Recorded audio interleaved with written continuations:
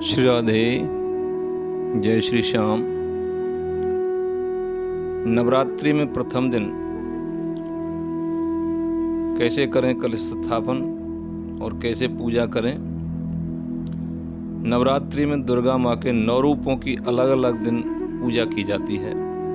माता के भक्त इन 9 दिनों में व्रत रखकर उनकी उपासना करते हैं। इस बार नवरात्रि 2 अप्रैल 2022 शनिवार से शुरू होगी। नवरात्रि के पहले दिन कलश स्थापना और पूजा आदि का बहुत बड़ा महत्व है। कलश स्थापना करने का शुभ मुहूर्त देख लें। शुभ घड़ी में, शुभ चौघड़िया में यानी दुर्गा का पूजन करें, कलश स्थापन करें, मंदिर की सफाई करें, लाल कपड़ा बिछाएं। तांबे या मिट्टी के कलश की स्थापना की जाती है, जिसे लगातार 9 दिन तक एक ही स्थान पर रखा जाता है। कलश में स्वच्छ जल, गंगा जल मिलाकर के भर दें। इस जल में सुपारी डालें, इत्र डालें, दूर्वा घास डालें, चावल डालें और 1 का सिक्का डालें। इसके बाद कलश के किनारों पर ऊपर आम या अशोक के पत्ता रखें। कलश को ढक्कन से ढक दें। एक नारियल पर लाल कपड़ा लगाएं, लाल कपड़ा लपेटें, साथ में कुछ पैसे भी लपेट दें। नारियल को मौली यानी कि कलावा से बांध दें। इसके बाद जमीन पर शुद्ध मिट्टी में जौ मिला करके रखें। वह मिट्टी को भिगो दें। इस जौ वाली मिट्टी पर कलश को रखें। कलश के ऊपर फूल माला पहना दें। इस तरह आपकी कलश स्थापना तैयार है। कलश स्थापना का महत्व है, शास्त्रों में लिखा हुआ है, कलशस्य मुखे विष्णु कंठे रुद्रा समास्ता मूले तस् स्थितो ब्रह्मा मध्ये मातृड़ा स्मृता कुक्षोतु सागरा सर्वे सप्तद्वीपा वसुंधरा ऋग्वेदो यजुर्वेदो सामवेदो अथर्वण अंगे स्थिता कलशम तु समास्त्रता। अर्थात कलश का यानी सुख समृद्धि और मंगल कामनाओं का प्रतीक कलश को माना गया है।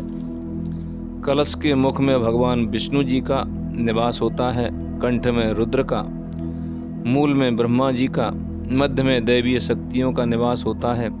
कलश स्थापना में कलश के नीचे चारों तरफ जौ बोए जाते हैं। इसके पीछे मान्यता है कि सृष्टि के शुरुआत में पहली फसल जौ की हुई थी, इसलिए इसे पूर्ण फसल कहते हैं। यही कारण है कि जौ हवन के समय देवी देवताओं पर चढ़ाया जाता है।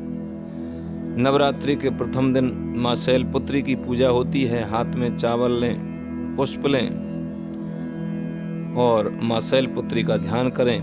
ओम ऐं ह्रीं क्लीं चामुंडाय विच्चे ओम शैलपुत्री देव्यै नमः।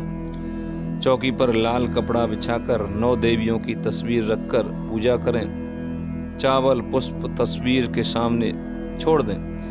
जल के छींटे लगाएं, रोली का तिलक करें, चावल लगाएं, धूप बत्ती जलाएं, दीपक जलाएं, भोग लगाएं, पान का पत्ता चढ़ाएं, सुपारी लौंग इलायची चढ़ाएं, दक्षिणा चढ़ाएं और 108 बार इसी मंत्र का जाप करें। उसके बाद में प्रार्थना करें, वंदे वांछित लाभाय चंद्रार्ध कृत शेखराम प्रखारूढ़ाम शूलधराम शैलपुत्री यथाश्विनी। अर्थात देवी वृषभ पर विराजमान है। शैलपुत्री के दाहिने हाथ में त्रिशूल है, बाएं हाथ में कमल पुष्प शोभित है। उसके बाद में स्तोत्र पाठ करें। प्रथमम दुर्गा त्वं ही भवसागरः तारिणी धनैश्वर्यदायिनी शैलपुत्री प्रणमाम्यहम्। त्रिलोकजननी त्वं ही परमानंद प्रदायिनी सौभाग्यारोग्यदायिनी शैलपुत्री प्रणमाम्यहम्। चराचरेश्वरी त्वं ही महामोह विनाशिनी मुक्ति भुक्ति प्रदायिनी शैलपुत्री प्रणमाम्यहम्।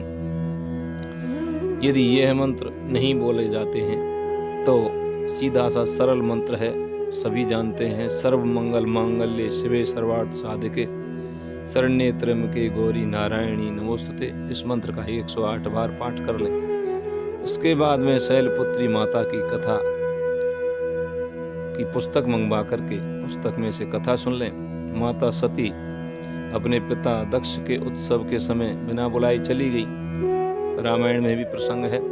दक्ष ने शिव का अपमान किया और यज्ञ में शिव की पूजा नहीं की तो सती ने यज्ञ कुंड में अपना शरीर भस्म कर दिया। उसके बाद पर्वतराज हिमाचल के यहाँ पार्वती के रूप में जन्म लिया और शंकर भगवान से विवाह किया। इन्हीं को शैलपुत्री के नाम से पूजा जाता है। ये कथा सुने। इसके बाद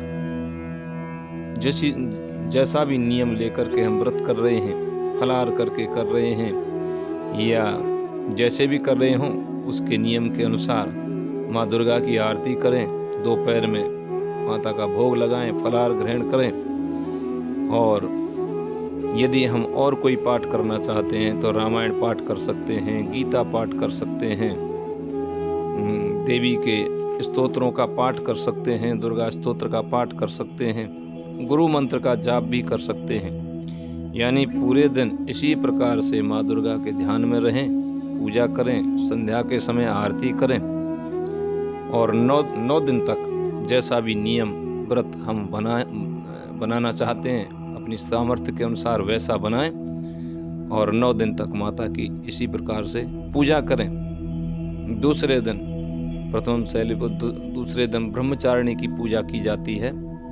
अगले वीडियो में हम ब्रह्मचारिणी देवी की पूजा कथा इत्यादि बताएंगे। धन्यवाद।